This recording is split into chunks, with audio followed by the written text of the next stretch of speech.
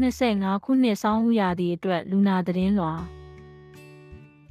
CEO နှင့်ဆေးရုံ OE အမှာစကား2025တင်ကျန်းမာရေးစောင့်ရှောက်မှုအတွက်ကျွန်ုပ်တို့အားယုံကြည်အားထားသည့်အတွက်ကျေးဇူးတင်ရှိပါသည်အထူးသဖြင့်ကျန်းမာရေးအာမခံကာကွယ်ပေးခြင်းဆိုင်ရာအပြောင်းအလဲများစွာကိုကျွန်ုပ်တို့ရင်ဆိုင်နေရသောကြောင့်တင့်ကျန်းမာရေးကိုစောင့်ရှောက်ပေးရခြင်းမှာအမြဲမလွယ်ကူကြောင်းကျွန်ုပ်တို့သိနာလည်ပါသည်ဤလူနာသတင်းလွှာတွင် Medicare နှင့် Covered California ဝန်းကျင်တွင်နောင်ဖြစ်လာမည့်အပြောင်းအလဲများနှင့်သက်ဆိုင်သည့်အရေးကြီးသောအချက်အလက်များကိုထည့်သွင်းပေးထားပါသည်ဤပြောင်းလဲများကိုရင်ဆိုင်နေစဉ်တင်တဦးရေးမဟုတ်ကြောင်းကျေးဇူးပြု၍တည်ထားပေးပါကျွန်ုပ်တို့၏member services အဖွဲ့သည်စည်ရင်းသွင်းခြင်းနှင့်ပြန်လည်စည်ရင်းသွင်းခြင်းအတွက်တင့်အားကူညီပေးရန်အသင့်ရှိနေပါသည်အပြောင်းလဲတစ်ခုခုပြုလုပ်ရန်မစင်စားမီကျေးဇူးပြု၍ဖုန်းနံပါတ်910 986 6800 80ကိုခေါ်ဆို၍ကျွန်ုပ်တို့၏member services သို့ဆက်သွယ်ပါMedicare ရှိသည့်လူနာများအတွက်မတူညီသော Medicare အစီအစဉ်များအကြောင်းအချက်အလက်များစွာကိုတင်တွေ့မြင်နေရပေမည်။ဤအစီအစဉ်တွင်ပြောင်းလဲမှုများပြုလုပ်ခြင်းသည်တင်ဆေးဘက်ဆိုင်ရာဝန်ဆောင်မှုပေးသူအဖြစ် Asian Health Services ကိုဆက်လက်ရရှိနိုင်ဆက်လက်မရရှိနိုင်ဆိုသည့်အခြေအနေအပေါ်သက်ရောက်မှုရှိနိုင်ပါသည်။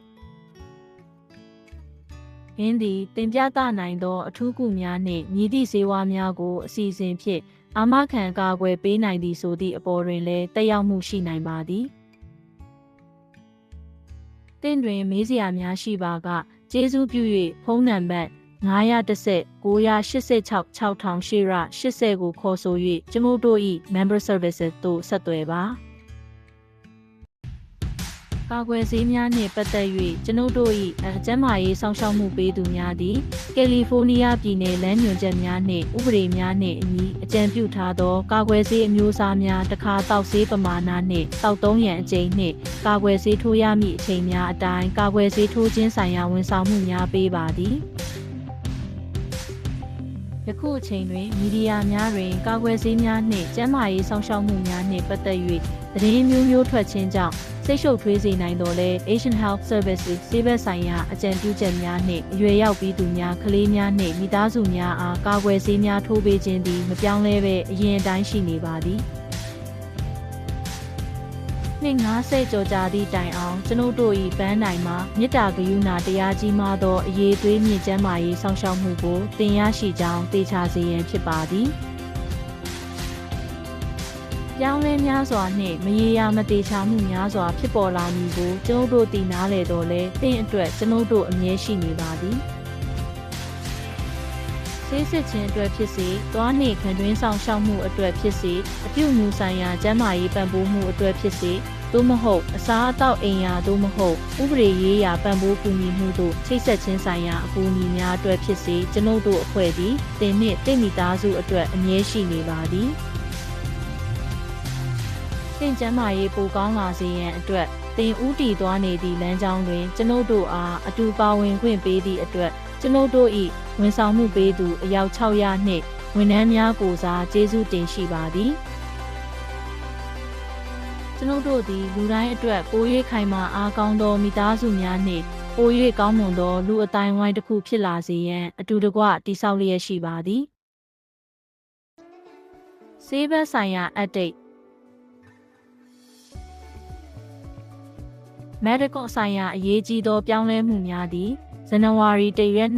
2026ရက်နေ့မှစ၍အကျုံးဝင်မည်ဖြစ်သည်လာမည့်2နှစ်အတွင်း medical ဆိုင်ရာအရေးကြီးသောပြောင်းလဲမှုများရှိမည်ဖြစ်ကြောင်းကျေးဇူးပြု၍သတိပြုပါ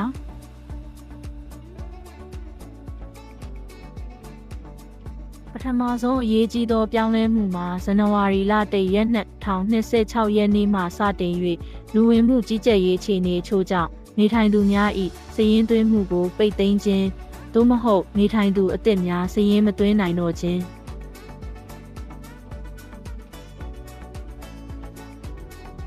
medical ရှိပြီးသားဖြစ်ပါကဤပြောင်းလဲမှုသည်တင့်အားလောလောဆယ်ထိခိုက်စေမည်မဟုတ်ပါတင်ဤ medical ကို တင်နှစ်စဉ်တက်တန်းတိုးနေတဲ့၍တင်သည်တင်ဤ medical ကိုဆက်လက်ရရှိနိုင်ပါသည်တင်ဤ medical တက်တန်းကုန်ဆုံးပြီး3လအတွင်းတင် medical ကိုတက်တန်းမတိုးပါကတင်သည် medical ကိုပြန်လည်ရရှိနိုင်တော့မည်မဟုတ်သောကြောင့်ကျေးဇူးပြု၍တင် medical ကိုအချိန်မီတက်တန်းတိုးထားကြောင်းသိကြပါစေ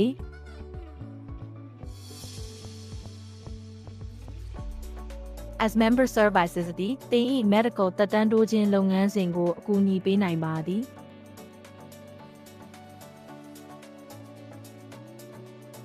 medical ကိုလျှောက်ထားရန်စိတ်ပါဝင်စားပါကကျေးဇူးပြု၍ as member services ဝန်ထမ်းများထံသို့ဆက်သွယ်ပါသို့မှသာတင်သည် medical အတွက်အရေးချင်းပြည့်မီခြင်းရှိမရှိတင်အားအသိပေးနိုင်မည်ဖြစ်ပြီးအရေးချင်းမပြည့်မီပါကအခြားကျန်းမာရေး program တစ်ခုအတွက်လျှောက်ထားနိုင်အောင်တင်အားအကူအညီပေးမည်ဖြစ်ပါသည်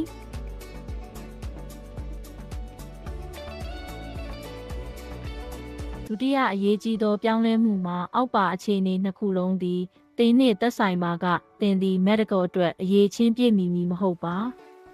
အကယ်၍တင်သည်အသက်65နှစ်ထက်ဖြစ်ပါကသို့မဟုတ်မတန်ဆွမ်းသူဖြစ်ပါကနှင့်အကယ်၍တင်သည်တကူရေးသမားဖြစ်ပြီးတင့်တွင်ပိုင်ဆိုင်မှုဒေါ်လာ130 3.3 ကျော်ရှိပါကသို့မဟုတ်တင့်တွင်အိမ်အောင်ဖက်ရှိပြီးတင့်တွင်ပိုင်ဆိုင်မှုဒေါ်လာ195 3.3 ရှိပါက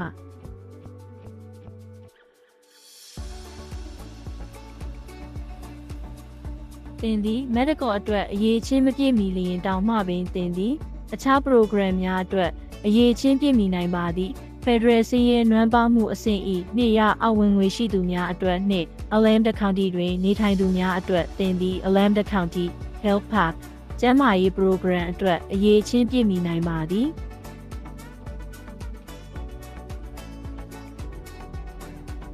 ဤပြောင်းလဲများထဲမှတစ်ခုခုသည်တင့်အပေါ်တက်ရောက်မှုရှိမရှိသတ်မှတ်ရန်အတွက်တင့်အားကျွန်ုပ်တို့ကူညီပေးနိုင်ရန်ကျေးဇူးပြု၍ကျွန်ုပ်တို့၏ member services သို့ဆက်သွယ်ပါတင့်အနေဖြင့်ဖုန်းနံပါတ်910 986 6800 80ကိုခေါ်ဆို၍ as member services သို့ဆက်သွယ်နိုင်ပါသည်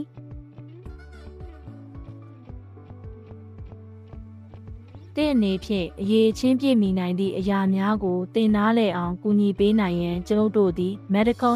2026အရေးချင်းပြည့်မီမှုစရာကိုအောက်တွင်ပံ့ပိုးပေးထားပါသည်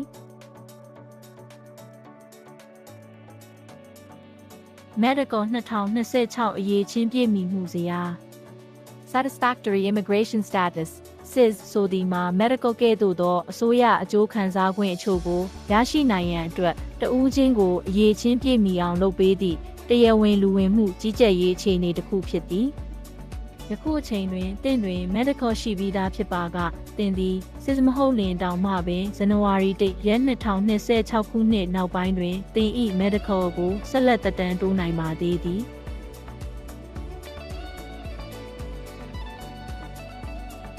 တင့်မိသားစုအားအာမခံအကာအကွယ်ဆက်လက်ရရှိနိုင်အောင်လှုပ်ဆောင်ပါ medical ကိုအချိန်မီပြန်လည်တက်တန်းတိုးလိုက်ပါ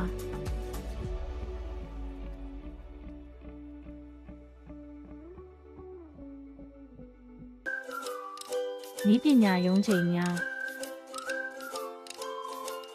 မိုဘိုင်းဆက်ပစ္စည်းပံ့ပိုးမှုရုံးချိန်စက်တင်များစာတိုပေးပို့ခြင်းအပ်များအင်တာနက်အသုံးပြုမှုကုတ်အပ်များမတ်ချာနှင့်အခြားအရာများ iPhone နှင့် Samsung အပါအဝင်သစ်စမတ်ဖုန်းဖြင့်အခမဲ့တရွန်တဲ့အကူအညီကိုရယူလိုက်ပါ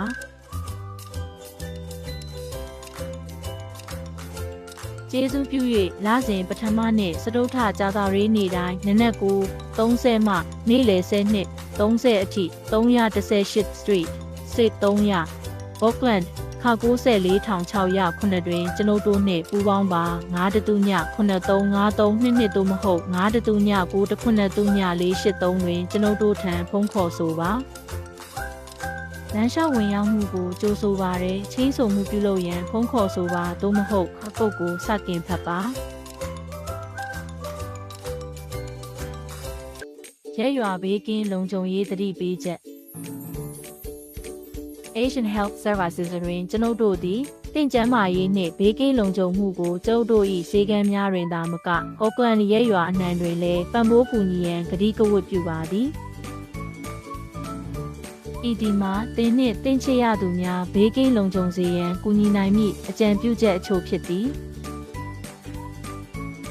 နိုးကြားကြားနေပါလမ်းလျှောက်ခြင်းစပိန်စီးခြင်းသို့မဟုတ်အများသုံးရင်စီးရာတွင်စာတိုပေးပို့ခြင်းသို့မဟုတ်နှစ်ချက်နှစ်ဖက်စလုံးကိုအသုံးပြုခြင်းကဲ့သို့သောစိတ်အာရုံတွေပြားစေမှုများကိုလျှော့ချကန့်သတ်ပါအလင်းရောင်ကောင်းစွာရသောနေရာများတွင်သာသွာလာပါအထူးသဖြင့်မှောင်နေသည့်အခါလူပြည့်သည့်နေရာများသို့သွာလာခြင်းကိုရှောင်ကျဉ်ပါအခြားသူများနှင့်အတူတူသွားပါဖြစ်နိုင်သည့်အခါတိုင်းလမ်းလျှောက်ပါသို့မဟုတ်အခြားသူများနှင့်အတူတူသွားပါသင်အလိုလိုသိစိတ်ကိုယုံကြည်ပါလုံခြုံမှုမရှိဟုခံစားရသောအခြေအနေများကိုအထူးဂရုပြုပါကိုရဆက်တတို့ခေါ်ဆိုပါရဲမိသက်သို့မဟုတ်ဆေးဘက်ဆိုင်ရာအကူအညီလိုအပ်သည့်အရေးပေါ်အခြေအနေများအတွက်စစ်တမ်းကောက်ယူခြင်းသင်မြင်ကကျွန်ုပ်တို့အတွက်အရေးကြီးပါတယ် The Crossroads Group, Inc. မှာတင်ဤမကြသေးမီကအတွေ့အကြုံများအကြောင်းမေးမြန်းသည့်နောက်ဆက်တွဲဖုန်းခေါ်ဆိုမှုကိုတင်လက်ခံရရှိနိုင်ပါသည်တင်အစဉ်ပြေစွာမျှဝေနိုင်သည့်မြည်သည့်တုံ့ပြန်ချက်ကိုမဆိုကျွန်ုပ်တို့ကျေးဇူးတင်ပါသည်ကျွန်ုပ်တို့သည်တင်ဤတုံ့ပြန်ချက်ကိုအလွန်လေးအနက်ထားပြီးကျွန်ုပ်တို့၏အတိုင်းဝိုင်းပုံမူကောင်းမွန်လာစေရန်နှင့်ကျန်းမာရေးအတွက်တိုးတက်မှုများပြုလုပ်ရန်အသုံးပြုမည်ဖြစ်သောကြောင့်လျှို့ဝှက်ဖုန်းစစ်တမ်းကိုတင်ဖြည့်ဆက်ပေးလိမ့်မည်ဟုမျှော်လင့်ပါသည်တင်ဖန်စေကန်းလက်ကမ်းကြော်ညာနှင့်ဆောင်းပါယခုအခါလူနာအသစ်များကိုလက်ခံနေပါပြီကလေးလူနာများအသက်သူများမှ22နှစ်နှင့်ကိုဝန်ဆောင်မိခင်များကိုလှိုက်လဲပြူထားစွာကြိုဆိုပါသည်ကျွန်ုပ်တို့၏ဝန်ဆောင်မှုပေးသူများနှင့်တွေ့ဆုံပါ510-986-6828တွင်ကျွန်ုပ်တို့ကိုဆက်သွယ်ပါကလေးအထူးကုဆေးကန်းတည်နေရာများ Channing Margaret Who Medical Center Shit Ya Se Shit Websters, Oakland. Rollin Catherine Low Medical Center Shia Thong Se Nga Websters, Oakland. Frank King Medical Center Nia Nga Se Shit Nitten Fo, Oakland. As Pediatrics Sen Lindro Daya De Colin Ave Sui Daya Nga Sen Lindro. ငါးတသူည98668နှစ်8တွင်ကျွန်ုပ်တို့ထံဆက်သွယ်ပါရဲရွာဘေးကင်းလုံခြုံရေးနှင့်ပူစားခြင်းကိုတည်ဆောက်ခြင်းယခုနှစ်အစောပိုင်းတွင် Asian Health Services သည်ရဲရွာဘေးကင်းရေးနှင့်ပူစားရေးဆိုင်ရာအဓိကထားသည့်ဝင်းစင်းလေးလာရေးခရီးစဉ်များစက်တိုက်ပြုလုပ်နိုင်ရန်အတွက်လူနာများနှင့်ရဲရွာအဖွဲ့ဝင်များပါဝင်လာစေရန် Asian Pacific Environmental Network Open နှင့်ပူးပေါင်းဆောင်ရွက်ခဲ့ပါသည်ပါဝင်သူများသည် San Francisco မြို့၏ Chinatown West Oakland နှင့် San Quentin ပြည်နယ်ကျင်းထောင်များသို့တွားရောက်စူးစမ်းခဲ့ကြပြီးအာရှအမေရိကန်နိုင်ငံရေးလှုပ်ရှားပြောင်းလဲရေးဝါဒီရက်ရွာများအကြားစီးလုံးညီညွတ်မှုတို့ကိုလေ့လာခဲ့ကြပြီးအကျဉ်းကျနေသူများနှင့်အပြန်အလှန်ဆွေးနွေးမှုများတွင်ပါဝင်ဆောင်ရွက်ခဲ့ကြသည်ပါဝင်သူတဦးကအစစ်အမှန်ဘေးကင်းလုံခြုံမှုဆိုတာနိုင်ငံတွေနဲ့တောခလောက်တွေကနေမရနိုင်ပါဘူးနားလည်မှုပညာပေးမှုနဲ့တရားမျှတတဲ့အခွင့်အလမ်းတွေကနေရနိုင်တာပါလို့ပြောကြားခဲ့ပါတယ်ဤတွေ့ကြုံများမှတဆင့်ကျန်းမာရေးဘေးကင်းလုံခြုံရေးနှင့်တာယာဝပြောရေးကိုကျွန်ုပ်တို့၏ပတ်ဝန်းကျင်နှင့်ကျွန်ုပ်တို့၏စုပေါင်းတန်များကညီတို့ပုံဖော်သည်ဆိုသည့်အကြောင်းကိုပါဝင်သူများသင်ယူနိုင်ခဲ့ကြသည်လူတော်တော်များများသည်ရင်းတို့၏ရဲရွာများတွင်ခေါင်းဆောင်များအဖြစ်ပေါ်ထွက်လာပြီးစိတ်ကျန်းမာရေးပံ့ပိုးမှုကိုအထောက်အကူပြုခြင်းလူငယ်များအတွက်ရင်းနှီးမြှုပ်နှံမှုအတည်တကျဖြစ်သောအိမ်ယာလူအတိုင်းဝိုင်းတို့ပြန်လည်ဝင်ရောက်ခြင်းဆိုင်ရာဝန်ဆောင်မှုများနှင့် Medicaid ကိုကာကွယ်စောင့်ရှောက်ခြင်းစသည့်အကျိုးပြုလုပ်ဆောင်မှုများကိုဦးဆောင်လာခဲ့ကြသည်အထူးစိတ်ကျန်းမာရေးကြိုတင်ကာကွယ်ရေးအဖွဲ့စိတ်ကျန်းမာရေးဆိုင်ရာအထူးကာကွယ်ရေးအဖွဲ့သည်ယဉ်ကျေးမှုအလိုက်တုံ့ပြန်နိုင်သောပညာပေးခြင်းနှင့်ပါဝင်ဆောင်ရွက်မှုမှတဆင့်ရဲရွာအားပံ့ပိုးကူညီရန်စိတ်နှစ်ထားပါသည်ကျွန်ုပ်တို့၏ YouTube Channel တွင် Cantonese Mandarin နှင့်အင်္ဂလိပ်ဘာသာတို့ဖြင့်ဘာသာပြန်ဆိုထားသည့် လက်တွေ့စိတ်ကျန်းမာရေးဆိုင်ရာအလုပ်ရုံဆွေးနွေးပွဲများပါဝင်ပြီးအကြောင်းအရာများတွင်လောင်းကစားဆိုင်ရာပညာပေးခြင်း medical အခွင့်အရေးများနှင့်အကျိုးခံစား권များမိသားစုနှင့်ဇနီးမောင်နှံဆက်ဆံရေးမိဘအုပ်ထိန်းမှုစောင့်ရှောက်မှုရယူရာတွင်ယဉ်ကျေးမှုဆိုင်ရာအတားအဆီးများနှင့်အခြားအကြောင်းအရာများကဲ့သို့သောခေါင်းစဉ်များပါဝင်ပါသည်ကျန်းမာရေးနှင့်လူမှုဆက်ဆံရေးကိုမြင့်တင်ရန်အတွက်စပေးစည်းခရီးစဉ်များနှင့်ယာတီအလိုက်ပွဲများအပါအဝင်မိသားစုနှင့်တင့်တော်သောလှုပ်ရှားမှုများကိုလည်းကျွန်ုပ်တို့မျှဝေပါသည်အလုပ်ရုံဆွေးနွေးပွဲတွင်ပါဝင်လိုပါကသို့မဟုတ်စုံစမ်းမေးမြန်းလိုပါကကျေးဇူးပြု၍ကျိုးတို့ထံအီးမေးလ်ဖြင့်ဆက်သွယ်ပါသို့မဟုတ်ကျွန်ုပ်တို့၏ YouTube Channel သို့ဝင်ရောက်ကြည့်ရှုပါဆက်သွယ်ရန်အချက်လက် email Preventionistic Wargas Access ဆက်သွယ်ရန်510-735-3939 Mike Chart Luna ပေါ်တွင်သင်သို့မဟုတ်သင်အားဆောင်ရှောက်မှုပေးသူသည် Meta အကောင့်ဖွင့်ထားပြီးသားဖြစ်ပါသလား Mike Chart သည်သင်ကျန်းမာရေးကိုစီမံခန့်ခွဲရန်သို့မဟုတ်ချစ်ရသူတဦး၏ကျန်းမာရေးဆောင်ရှောက်မှုကိုပံ့ပိုးရန်ကူညီပေးသည့်လုံခြုံသောအခမဲ့ပေါ်တွင်ဖြစ်သည်ပယောက်စီအသုံးပြုခွင့်ဖြင့်ပြုစုဆောင်ရှောက်သူများသည်ချက်လက်ရရှိနေခြင်းပါဝင်ဆောင်ရွက်ခြင်းနှင့်ဆက်သွယ်နေခြင်းတို့ကိုဆက်လက်လှုပ်ဆောင်နိုင်ပါသည်အကျိုးခံစား권များတွင်အောက်ပါအချက်များပါဝင်သည်သင်ဆောင်ရှောက်မှုအဖွဲ့ထံသို့ဆေးဘက်ဆိုင်ရာနှင့်မသက်ဆိုင်သောမေးခွန်းများပေးပို့နိုင်ခြင်းဆေးစာများကိုပြန်လည်ဆန်းစစ်နိုင်ပြီးပြန်ဖြည့်နိုင်ခြင်းရက်ချင်းများကိုတောင်းဆိုနိုင်ခြင်းသို့မဟုတ်ပယ်ဖျက်နိုင်ခြင်းစမ်းသပ်မှုရလဒ်များနှင့်ကျန်းမာရေးမှတ်တမ်းကိုကြည့်ရှုနိုင်ခြင်းရောဂါစစ်ဆေးမှုများနှင့်ကာကွယ်ဆေးထိုးခြင်းများကိုအချိန်နှင့်တပြေးညီသိရှိအောင်လုပ်နိုင်ခြင်းစတင်လိုက်ပါလူနာများသည်အွန်လိုင်းမှာစာရင်းသွင်းနိုင်သည်ပြုစုစောင့်ရှောက်သူများသည်စာရင်းသွင်းခြင်းမပြုမီအကောင့်ဖွင့်ကုတ်ကိုရယူရန်အတွက်စေကန်းဝန်ထမ်းများထံသို့ဆက်သွယ်ရပါမည် MyChart website သို့ဝင်ရောက်ကြည့်ရှုပါသို့မဟုတ်သင်အကောင့်ဖွင့်ရန် app ကို download လုပ်ပါ MyChart ပိုမိုကောင်းမွန်သောကျန်းမာရေးစောင့်ရှောက်မှုအတွက်ရိုးရှင်းပြီးလုံခြုံသောချိတ်ဆက်မှုဆက်သွယ်ရန်အချက်လက်939353222